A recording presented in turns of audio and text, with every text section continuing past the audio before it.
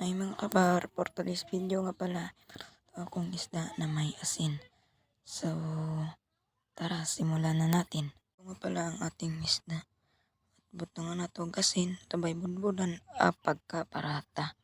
Awahay. Samtang kapapukal kog mantika, dari mga kapar. Ay iring dari nga mga par. Kahulat nga maluto ang atong isda. Pagkaman akong pabukal sa mga kapar, tika. Butangan din akong isda para masugdan na ang akong pagluto. So, kara mga par, piskan kong mantika. Samtang galuto akong isda dari mga kapar, sabay paminawan natin og mga music dari mga kapar. Hastang gwapuha. Sobraan ako kami nagkanta mga kapar, lalo kabalo, pagod na dahing isda. Sabay butangan akong isda nga second batch para masugdan na sad ang atong ikaduhang luto. Para lami sa tatanawon pagkaparata. O karon mga kapar, mo ang resulta sa ko ang luto.